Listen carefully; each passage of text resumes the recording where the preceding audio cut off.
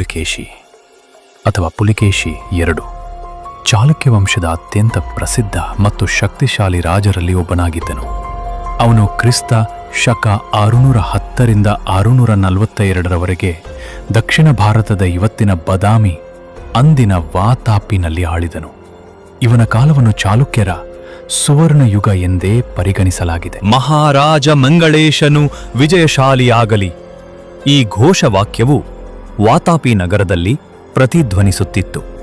ಕಲ್ಚೂರಿ ರಾಜ ಬುದ್ಧರಾಜನನ್ನು ಯುದ್ಧದಲ್ಲಿ ಸೋಲಿಸಿ ಅವನ ಅಸಂಖ್ಯಾತ ಕುದುರೆಗಳು, ಆನೆಗಳು ಮತ್ತು ಅಪಾರ ಸಂಪತ್ತನ್ನು ವಶಪಡಿಸಿಕೊಂಡ ಚಾಲುಕ್ಯ ಸೈನ್ಯವು ವಿಜಯೋತ್ಸಾಹದಿಂದ ರಾಜಧಾನಿಗೆ ಹಿಂದಿರುಗಿತ್ತು. ಜನತೆ ಉತ್ಸಾಹದಿಂದ, ಹೆಮ್ಮೆಯಿಂದ ನಗುತ್ತಾ ಹರ್ಷೋದ್ಗಾರ ಮಾಡುತ್ತಿದ್ದರು. ಸೈನಿಕರು ಎದೆ ಉಬ್ಬಿಸಿ ಹೆಮ್ಮೆ ಪಡುವಂತೆ ನಡೆದರು. ಅವರ ಆಯುಧಗಳು ಯುದ್ಧದ ರಕ್ತದಿಂದ ಮಾಲಿನ್ಯವಿಲ್ಲದೆ ಪ್ರಕಾಶಮಾನವಾಗಿದ್ದವು. ಸೂರ್ಯನ ಕಿರಣಗಳು ಆಯುಧಗಳ ಮೇಲೆ ಬಿದ್ದು ಅವು ಮಿನುಗುತ್ತಿದ್ದವು. ಎಲ್ಲವೂ ಒಂದು ದಿವ್ಯ ನಾಟಕವೋ ಎನಿಸಿತು.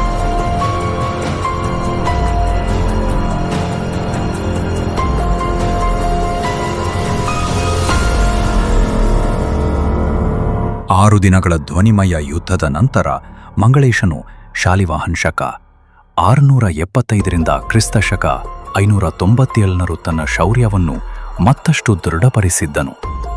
ಯುವ ರಾಜಕುಮಾರ ಯರಯ ತಮ್ಮ ಚಿಕ್ಕಪ್ಪ ಎಂಬ ಗೌರವ ಪದವಿ ನೀಡಲಾಯಿತು. ಬಾಲ್ಯದಿಂದಲೇ ರಾಜನಾಗಬೇಕೆಂಬ ಕನಸು ಕಂಡ ಯರಯ ತನ್ನ ತಂದೆ ಕೀರ್ತಿವರ್ಮನಂತೆಯೇ ಶಕ್ತಿಶಾಲಿಯಾಗುವುದೆಂದು ನಿರ್ಧರಿಸಿರುತ್ತಿದ್ದನು. ಈಗ ಚಿಕ್ಕಪ್ಪನ ವಿಜಯ ಅವನ ಮನಸ್ಸಿಗೆ ಹೆಚ್ಚು ಗರ್ವ ತರಲು ಕಾರಣವಾಯಿತು. ಕೋಟೆಯ ಹೊರಗಡೆ ಯುದ್ಧದಲ್ಲಿ ವಶಪಡಿಸಿದ ಆನೆಗಳು ಮತ್ತು ಕುದುರೆಗಳನ್ನು ಜನತೆಗೆ ತೋರಿಸಲು ಜೋಡಿಸಲಾಗಿತ್ತು. ಉರಿಯುತ್ತಿರುವ ಸೂರ್ಯ ಮತ್ತು ಪ್ರಯಾಣದ ದಣಿವಿನಿಂದ ಆಯಾಸಗೊಂಡ ಆ ಜೀವಿಗಳು ಕುತೂಹಲದಿಂದ ತುಂಬಿದ ಜನಜಂಗುಳಿಯಿಂದ ವಿಚಲಿತವಾಗಿದ್ದವು. ಆದರೆ ರಾಜಧಾನಿಯೊಳಗೆ ಮಂಗಳೇಶನು ರಾಜ ವೈಭವದಿಂದ ಕೋಟೆಗೆ ಪ್ರವೇಶಿಸಿ ನೇರವಾಗಿ ಆಸ್ಥಾನಕ್ಕೆ ಪ್ರವೇಶಿಸಿದನು. ಅಲ್ಲಿ ಘೋಷಣೆಗಳು, ಬಿರುದುಗಳ ಪರಿಚಯದೊಂದಿಗೆ ಆತ್ಮೀಯ ಸ್ವಾಗತ ನೀಡಲಾಯಿತು.